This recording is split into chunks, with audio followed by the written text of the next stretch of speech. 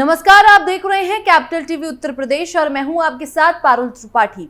उत्तर प्रदेश सरकार अब social media के जरिए पैसे कमाने वालों के लिए नई पॉलिसी लेकर आई है। सरकार के काम का प्रचार प्रसार करने वालों को अब फॉलोअर्स के हिसाब से पैसा दिया जाएगा। सरकार की ओर से हर महीने 30,000 रुपए से लेकर 8 लाख रुपए तक देने का प्रावधान है। लेकिन अगर सरकार को आपका कंटेंट, रील या फिर पोस्ट पसंद नहीं आया तो जेल भी भेजा जा सकता है। क्या है पूरा मामला और क्या है नई पॉलिसी, सब कुछ आपको विस्तार से बताते हैं। चलिए शुरू करते हैं। इन्फ्लुएंसर्स पर मेहरबान योगी सरकार, घूमने फिरने के लिए पैसे देगी योगी सरकार, देश विरोधी पोस्ट पर उम्र कैद तक की सजा। सरकार द्वारा जारी नई पॉलिसी के अनुसार डिजिटल माध्यम से ट्विटर, फेसबुक, इंस्टाग्राम और यूट्यूब पर भी प्रदेश सरकार की योजनाओं और उपलब्धियों पर आधारित कंटेंट, वीडियो, ट्वीट, पोस्ट और रील को प्रदर्शित किए जाने के लिए इनसे संबंधित एजेंसी और फर्म को सूचीबद्ध कर विज्ञापन निर्गत किए जाने के लिए प्रोत्साहन दिया जाएगा। पॉलिसी को 4 हिस्सों में बांटा। ये पॉलिसी राज्य के उन लोगों के लिए भी होगी जो यूपी के बाहर रह रहे हैं। ट्विटर, फेसबुक, इंस्टाग्राम और यूट्यूब में से प्रत्येक को सब्सक्राइबर और फॉलोअर्स के आधार पर 4 हिस्सों में बांटा गया है।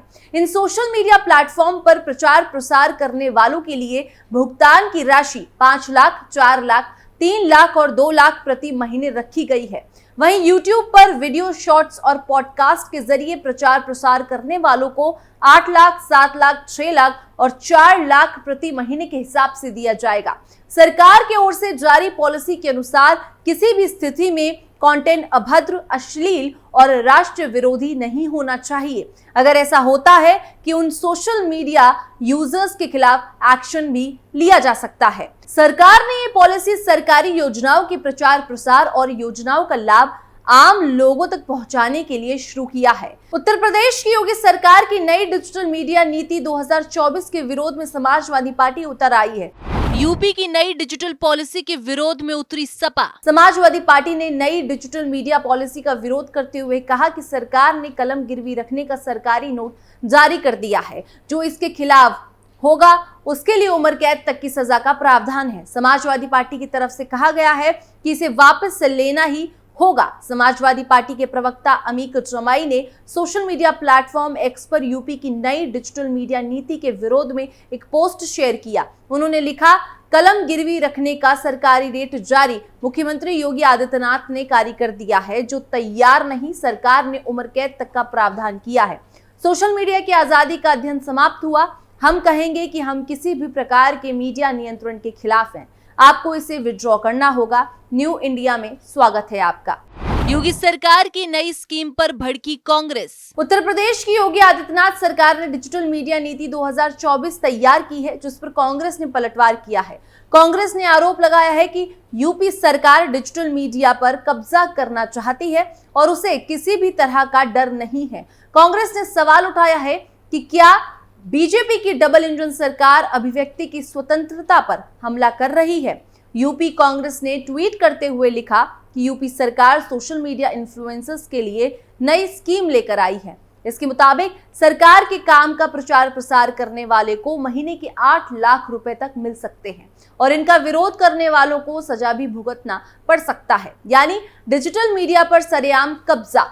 सरकार अब बिना किसी डर या संकोच सरेआम मीडिया को गोद लेने पर उतारी हो गई है। ये लोकतंत्र के लिए खतरा नहीं तो और क्या है। कांग्रेस नेता पवन खेड़ा ने कहा, क्या बीजेपी विरोधी या सरकारी विरोधी टिप्पणी देश विरोधी मानी जाएगी? आपत्तिजनक टिप्पणी की क्या परिभाषा है?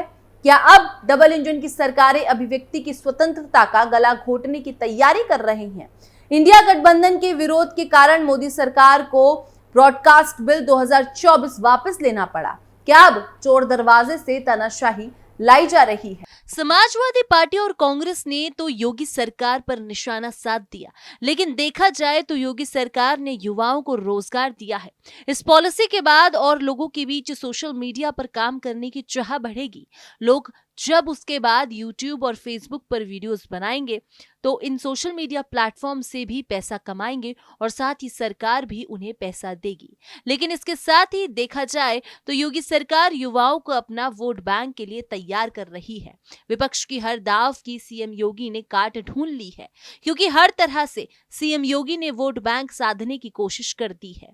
आपको बता दें कि इसी तरह हाल ही में सीएम योगी ने बांटेंगे तो काटेंगे दिया था बयान। इसके पीछे की वजह क्या है?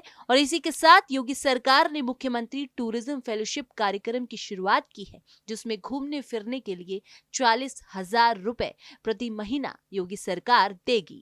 योगी के बटेंगे तो कटेंगे नारे के पीछे क्या है वजह? अपने बयानों के लिए अक्सर सुर्खियों में रहने वाले उत्तर प्रदेश के मुख्यमंत्री योगी आदित्यनाथ का ताजा बयान लोगों के बीच चर्चा का विषय बना हुआ है। उन्होंने एक कार्यक्रम में संबोधित करते हुए नारा दिया, बटेंगे तो कटेंगे। संदर्भ बांग्लादेश के हालात का देते हुए मुख्यमंत्री ने कहा कि बटना नहीं है, एक रहेंगे तो नेक रहेंगे और सुरक्षित रहेंगे।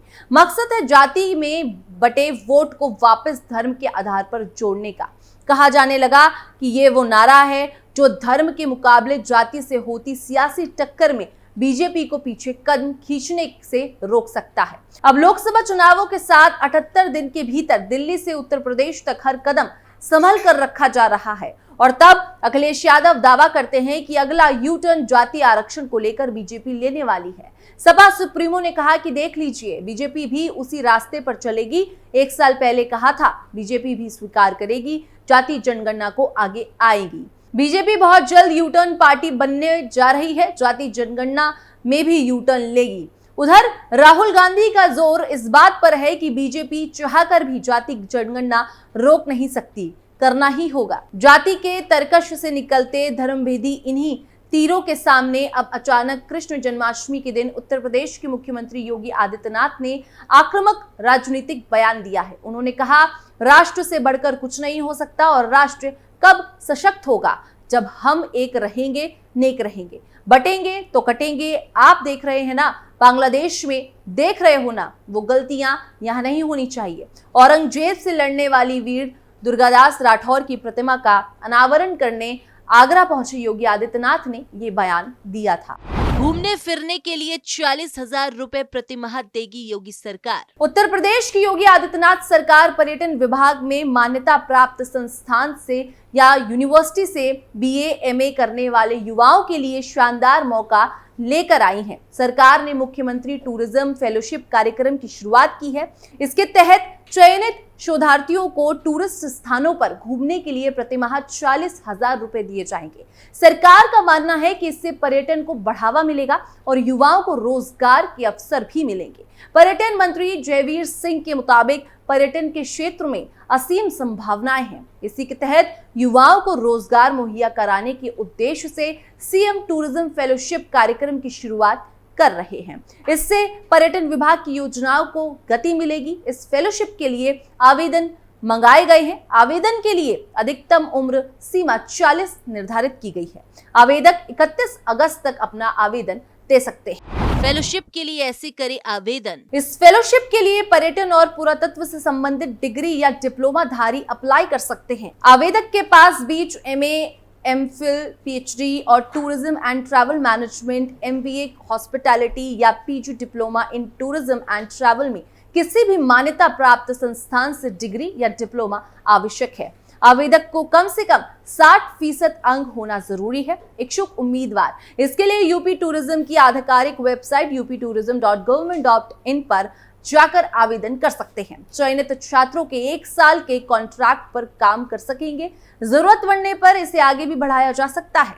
शोधार्थियों को डीएम, मंडलायुक्त और पर्यटन विभाग की अधिकारी के पर्यवेक्षक के रूप में काम करना होगा और उस जगह पर आने वाले पर्यटकों, श्रद्धालुओं की शिकायतों का समाधान भी करना होगा। इसके अलावा भी विभाग के दूसरे कामों की जिम्मेदारी उन्हें दी जा सकती है। सरकार का मानना है कि इस तरह की फेलोशिप से घूमने आने वाले पर्यटकों को भी लाभ मिलेगा और उन स्थानों पर यात्रियों को होने वाली दिक्कतों को समाधान भी किया जा सकेगा। तो आपको कैसा लग रहा है योगी सरकार का ये प्लान? कमेंट सेक्शन पे हमें जरूर बताइएगा। बाकी तमाम देश और दुनिया की खबरों के लिए आप देखते रहिए कैपिटल टीवी उत्तर प्रदेश।